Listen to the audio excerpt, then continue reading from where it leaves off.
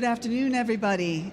My name is Dinah MacLeod. I'm the Director General of the Cobalt Institute. We are the voice of the cobalt industry, from the miners through to the users and the manufacturers. Anyone who is interested in cobalt, we are the industry voice for you. And we have both a semi-regulatory function plus an advocacy function. And it's a real pleasure and a joy to be here. I am going to invite to the stage in a minute or two our illustrious speakers. But I wanted just to say a few words about the cobalt market before we start off. Basically, yesterday I heard Dominic Barton, the chair of Rio Tinto, call himself a frightened optimist when it came to the essential critical minerals industry. And of course, we all know that in a lot of the critical minerals right now is a very challenging time in the market with such an incredible potential growth of up to 3 times. So I myself am a frightened optimist. And so we're going to talk today about the global demand for cobalt. It's going to surge. It's going to be driven largely, of course, by the growth of electric vehicles, but there are a lot of challenges as well as opportunities. And I'm here to discuss this with our illustrious panelists. I'd like to welcome to the stage George Fang, first of all, the Vice Chairman, the Executive Vice President of Huayu Cobalt, as well as Kwesi, Principal Head of Metals and Mining at Bloomberg. So it's a real pleasure to be sitting down with you gentlemen. Thank you for joining us today. So yes, we're going to have a conversation that discusses pricing, dynamics, the trends influencing demand, what are the market projections. So it's going to be a free-flowing conversation. I would like to start out, Kwesi, first of all, I like your blue suit. It's not quite cobalt blue, but next time, I'm expecting the next time we're on a panel, we'll rectify that. I was trying to blend with the FMF. Yes, please. Oh, well, that's nice. That's nice. Yeah. But Kwesi and the Cobalt Institute and Bloomberg have had a special, wonderful relationship over the last couple of years, especially since we have collaborated on a report called the Cobalt 2050 study. Now, Kwesi, you know, because we co-wrote this report, you were the lead author on our Cobalt 2050 report. It argues that cobalt is going to be absolutely essential to reaching the global energy transition. EV batteries, aerospace, defense, consumer electronics, it's going to lead to a fully threefold demand is what you predict till 2050. And that's going to be driven in part, but not wholly, by the demand for achieving the energy transition and net zero. Just talk us through some of the key points of the report that you think that this audience would benefit from knowing. Yeah, so I think there are quite a number of areas that we identified will make cobalt a very important metal. Number one, you did mention the energy transition. And when we talk about the energy transition, it's essentially governments around the world coming to a realization that if we do not do something about the amount of CO2 we emit in the air, it's going to impact the quality of life, or it's going to impact the earth negatively, as we've already started seeing in other parts of the world. So the decision was that instead of using CO2 polluting technologies, let's use technologies like batteries. And what role does cobalt play in that? Cobalt obviously helps improve the performance of batteries. So I think that alone, number one, the fact that cobalt as a metal helps improve the performance of batteries, and we're going to see quite a significant growth in that, as you mentioned, 3 times.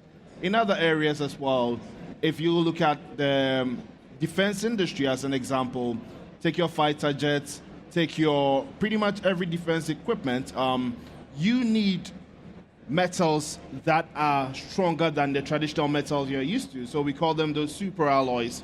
So you need super alloys. And guess what made the alloy a super metal? Is a cobalt that you put in there. So that is number 2 in terms of growing demand as well. And then beyond that, there is a whole conversation about artificial intelligence. There's a whole conversation about AI. There's a whole conversation about drones and a lot of other consumer electronics. So as we advance in technology, we are going to see significant growth in the amount of consumer electronic devices we use. Take an average household. 10 years ago, I am at the risk of revealing my age, but then, let's say a couple of years ago, in my household, there were only 1 or 2 consumer electronic devices. My Walkman, and probably if I'm lucky, some small other radio transistor. But go into a household today, and you probably see 10 gadgets. The kids, each of them have an iPad, each of them has all these gadgets, and guess what makes those gadgets come up to life or come to life? Is the batteries, and those batteries are made up of cobalt. So I think for us, that's the realization that yes, there's a lot of waiting on the energy transition, but then we want us to look beyond the energy transition and the fact that cobalt plays a role in everyday life, and as such, we expect 3 times growth. I think that's a really important point. Just thinking about my own household, we must have 50 different. We've got 4 people, and kids have, I don't know how many they have. And we're all going to, as we all get more wealthier, and as we all transition to this technological life, it's going to mean good things for Cobalt, I have to say. And that's an excellent time to bring in our next speaker, George Fang. Now, you as the Executive Vice President for Huayu, you have been thinking a lot about what Kwesi has just said in terms of the demand increasing for cobalt. And we're going to need more supplies. We're going to need more supplies mostly from the DRC and Indonesia, which are the main cobalt-producing countries. There's been a huge amount of growth in Indonesia, but the reserves are still in DRC. How are you going to capitalize on this demand for cobalt? What strategies are you as a company implementing to ensure that you are in a sustainable and competitive market position as we go forward? Thank you, Diana. This actually, for me, is a great opportunity to sitting here together with ladies and gentlemen together. So, and also, I'm very much appreciate you coming to here to listen to the cobalt. Actually, cobalt is not only precious, but also it's a small. We say it's small amount, but very important. So we say it's a precious and quite important elements. You know, our company, the chairman asked my view about demand and supply, and also how we will capitalize and think about it in the future. You know, our company named Huayu Cobalt. Why we call Huayu Cobalt? That's because we start our business from cobalt. Nowadays, according to the data we get from a Cobalt Institute annual report, I don't know, of course it's right? Oh, yeah. So in the, I just want to say in 2023, the globally refinery cobalt production is around 180,000 tons. And how much Huayu produced? 40,000 tons. Wow. More than 20% of the global production. Wow. So that's why Huayu Cobalt. And also, okay, you say, oh, just 2023. What about 2022? Okay, 2022, according to the annual report, the global production is 165,000 tons. What's the production of Huayu Cobalt? It's 36.9 thousand. Also above 20. We call it around 24, something like that, or 22, whatever. So if you say, oh, you're the number 1 in the world, I don't know, actually. I don't know, but it's more than 20% of the share of the market. Still, the same data in 2021 and even before. So cobalt is very much important for our business. Why important? That's because 2 things. One, at the very beginning, Huayu Cobalt produced cobalt for the cell phone, for the battery. Cell phone battery, that's we call it LCO, lithium cobalt. Now we produce cobalt for the EV battery and energy storage battery. That's NCM and NCA. And the cobalt is very much special elements to stabilize the battery, make the battery more stable, more better characteristics. So that's why cobalt is more important. And once at a time, cobalt is so much expensive. And then people say, no, we don't want to use cobalt in the EV. We think about a zero cobalt policy. We just say, wait, no worry. What about get more supply? So in that case, we get more supply, not only from DRC. At the very beginning, why you get cobalt from DRC. That's why capitalization. And then we move to Indonesia. Indonesia, in terms of politics, in terms of economics, in terms of future, so they are different country. So nowadays, how to get cobalt in Indonesia? We produce cobalt as a byproduct of nickel from limonite nickel ore. That's when we, for example, we got one operation in Huayue. We'll talk about 80,000 tons nickel content in MHP. MHP is a mixed cobalt and nickel hydroxide. So when we talk about 80,000, that's one of the 1/10. That's 8,000 cobalt, be a byproducts. Byproducts get two things we can think about it. First, we have to develop it. It will turn out whatever you like it or not like it. And the second, the cost can be think about it in different way. So in that case, we got another operation is Huafei, our nickel production. Nowadays, 120,000 tons nickel content in MHP. If you think about it, 1/3. So you put two operations together, it's almost 20,000 tons. But actually, we are not only just two. We still have other projects going on. We got another two projects. It's on the way to construction. We got a joint venture with PT Vale. That's Vale Group. I see the Vale, the shop. That's one of our partner. And also we got a joint venture with OEM. That's Ford Motors. It's Ford Motors want to develop an EV business. So got a joint venture in Indonesia as a Pomala. That capacity, that joint venture, we still get all resources from PT Vale, the Pomala mine, and also the production of the cobalt is also similar with Huafei. It's another more than 10,000 tons. So cobalt is coming, no worry. So that's one thing. And second thing, so we say, okay, what about demand? But it's two things. One thing, we are confident about the future of the energy transition. Energy transition means one is a renewable energy. Second one is energy storage and EV business. Make the people more life, more green. In that case, cobalt, the demand is there. You say, today you see the price is quite low, not as high as during the past. It's okay. We say it's back to normal. What's back to normal means? Back to normal means first, affordable. Second, reasonable margin. The third one is good for the industry. So it's good for the industry means nowadays for the EV industry, we've got a LFP, NCM, and NCA. So not only we talk about the characteristics and property, and also we talk about economics. If we get more cobalt, get a balance of the demand and supply.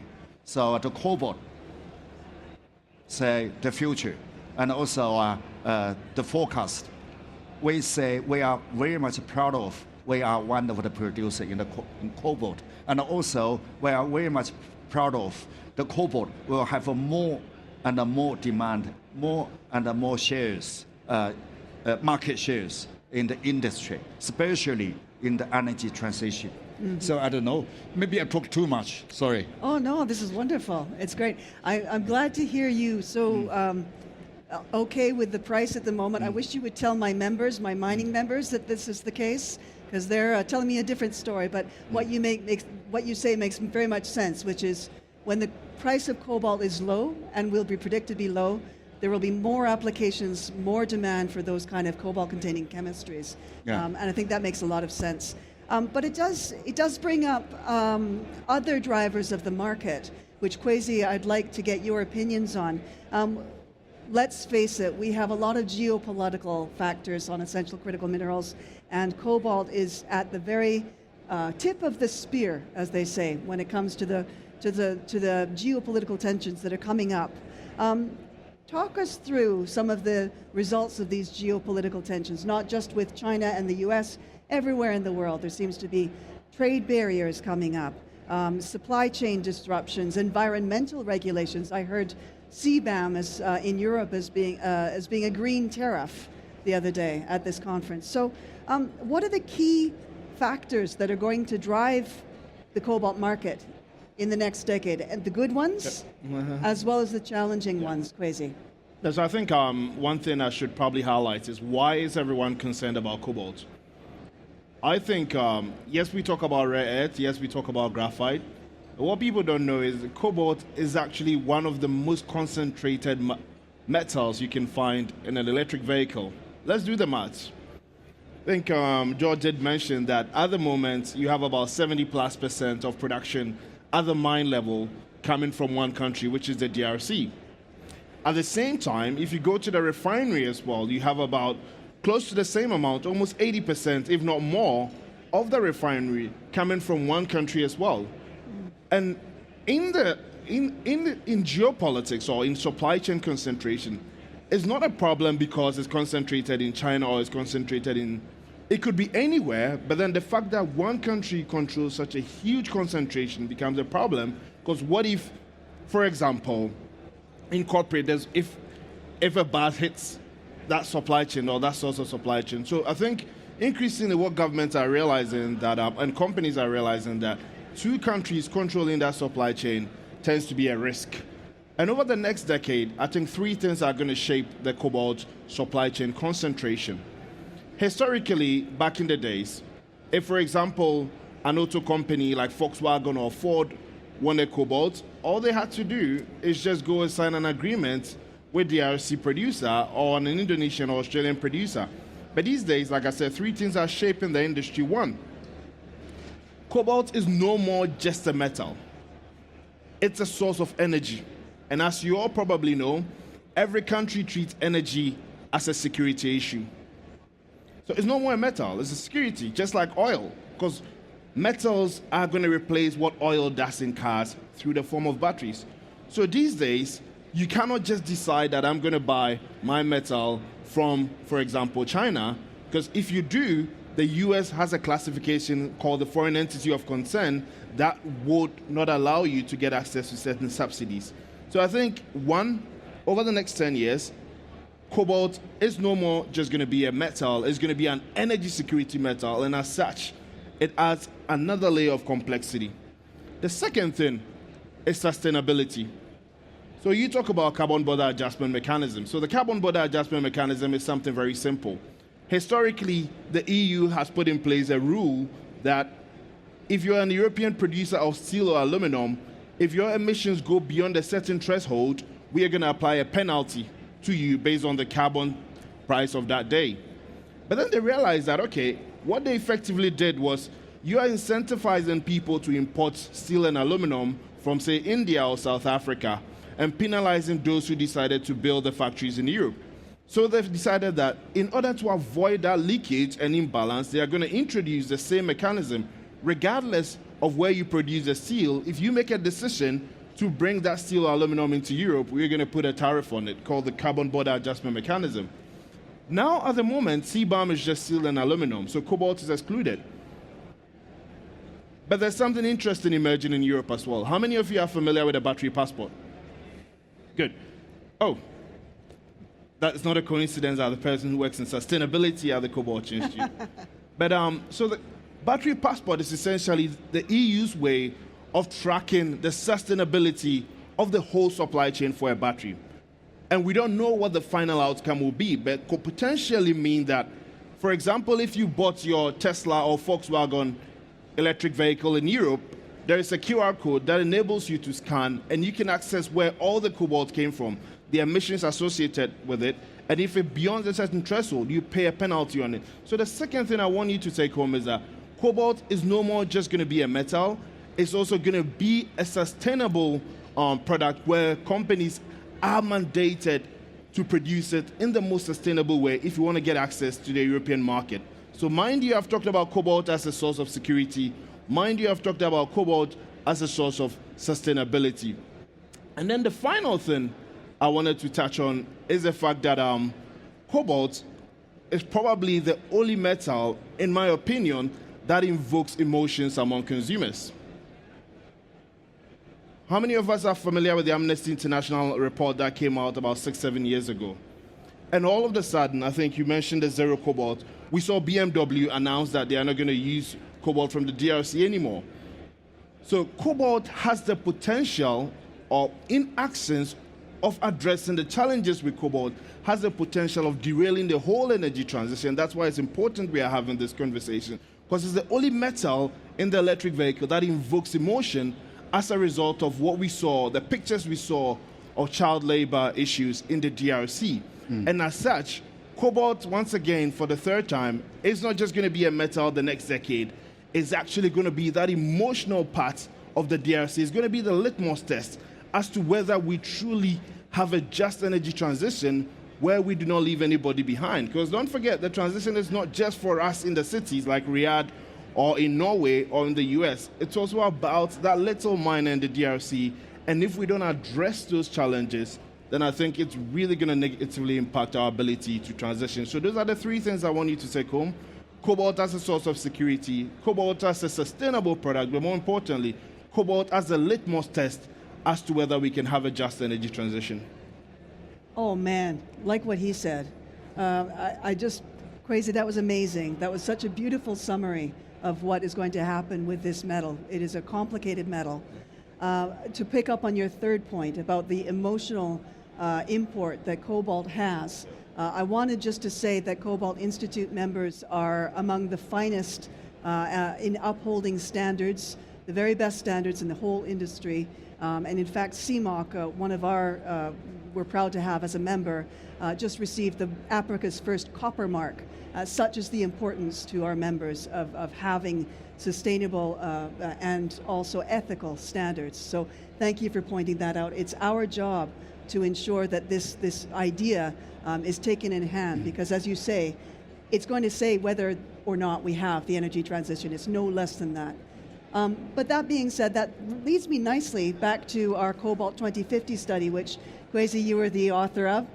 And also, which it said, it found that recycling is going to probably meet up to 18% of global cobalt demand by 2035. That's a lot. I mean, we'll still need a lot of the mining for it. But Huayu has been actively involved in recycling initiatives. We have visited you, and we know the amazing work that you're doing. How do you view the role of recycled cobalt in meeting that future demand and maybe affecting pricing and market dynamics? If you could tell us, George.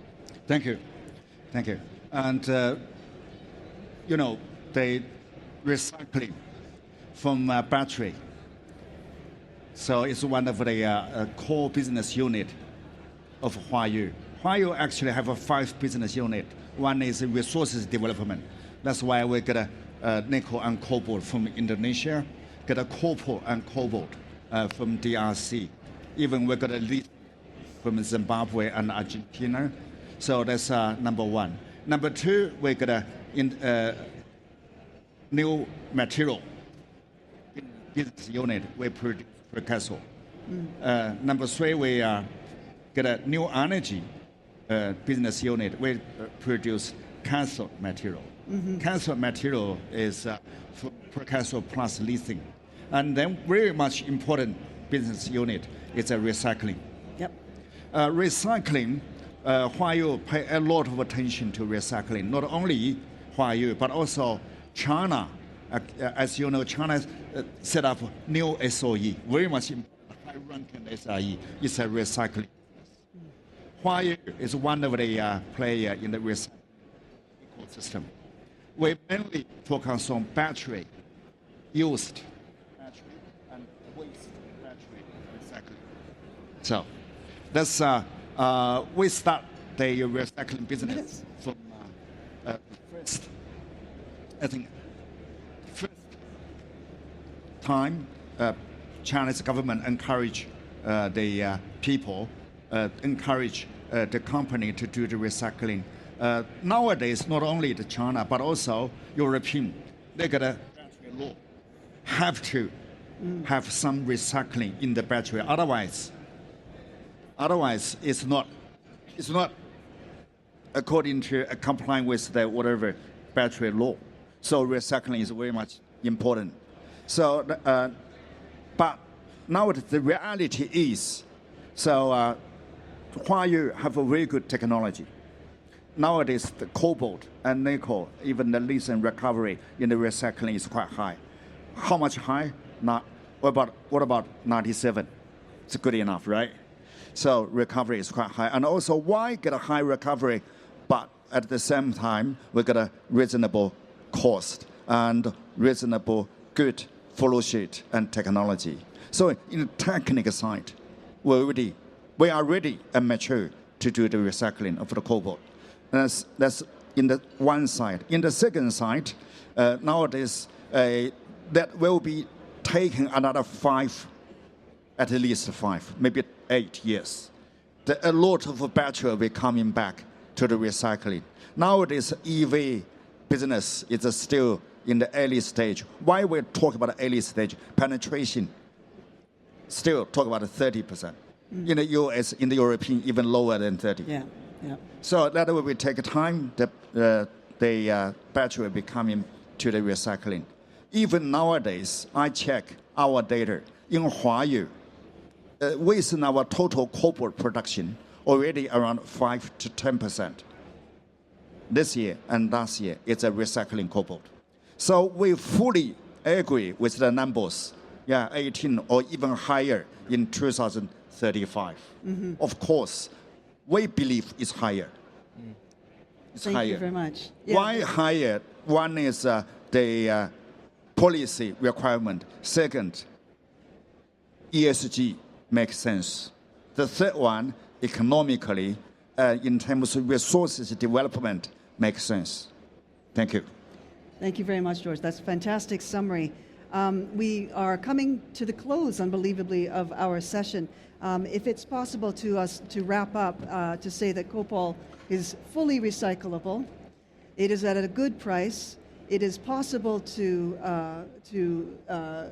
mine sustainably and responsibly, and so we are fully in agreement with Kwesi when he says that this is a market that is going to grow by 3 times by 2050. Is there any last words before we have to close this fascinating panel? Kwesi. Yeah, I think, look, cobalt was a metal I started my analyst career in, so I've always had a passion for it.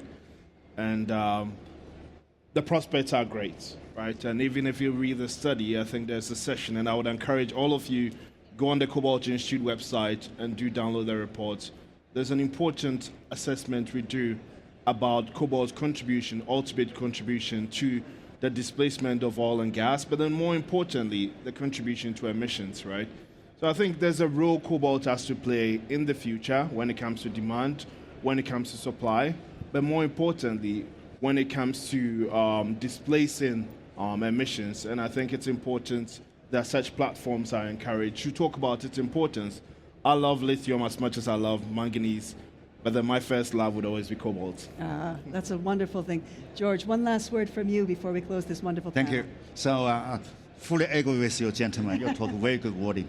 So, and also, if asking me the last wording, so I would like to say, so we are very much optimistic. Actually, it's not optimistic. We are positive, and we are proud of to be. We are positive about the future of the cobalt business.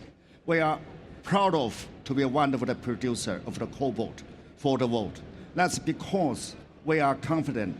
We believe the cobalt will make more contribution to the energy transition, especially during the new technology coming soon. One of the technologies, the solid state battery. And also other technology, maybe you guys know, we don't want to say today, new technology coming soon. The Cobalt will play more important role, maybe will have more market shares, make more contribution to the energy transition, to the better life of the world. Thank you. I couldn't have said it better myself. Thank you so much to our panelists, George Fang, Executive Vice President of Huayu, Kwesi Ampofo, Bloomberg, my friend, and thank you again. I'm Dinah McLeod from the Cobalt Institute. Really enjoyed this session. Thank you for attending. Thank you.